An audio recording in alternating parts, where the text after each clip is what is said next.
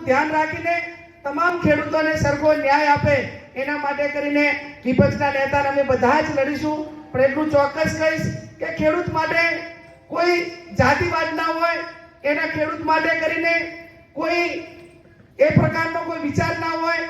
પણ એટલું ચોક્કસ કહીશ, હમણાં જ વાત કરતા હતા કે બેન આ રેલી કાઢવા માટે કે મીટિંગ કરવા માટે જગ્યા પણ નતા આપતા ને એની મંજૂરી પણ નતા આપતા. આ તો મને હવે ખબર પડી કે મને ફોર્મ ભરવા માટે જગ્યા નતા આપતા. જો ફોર્મ ભરવા તો મને ક્યાંથી આપે? ખેડૂતોને રેલી કાઢવાને ના આપતા હોય તો મને પહેલા ફોર્મ ભરવા માટેની જગ્યા ક્યાંથી આપે? સાહેબ 3 વખત રદ કરી, 3 વખત પૈસા પાછા આપ્યા. હવે હું તો એમ માનું છું કે આ જે જમીનવાળા છે ને એને અહીંયા કુદરતને અહીંયા ઝેર હોય અંધેર ના હોય.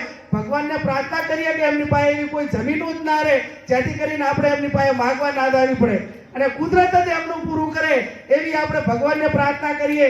કેમ કે અતિરેક, અતિ અન્યાય એ કુદરત પણ સહન કરતું નથી. ત્યારે ખેડૂતોની લડાઈ માટે બધા જ ગભે ગભો મિલાવીને તમને બધાને ન્યાય મળે એના માટે કોંગ્રેસ અને અમે બધા જ તમારી સાથે છે. આપ સૌનો ખૂબ ખૂબ આભાર.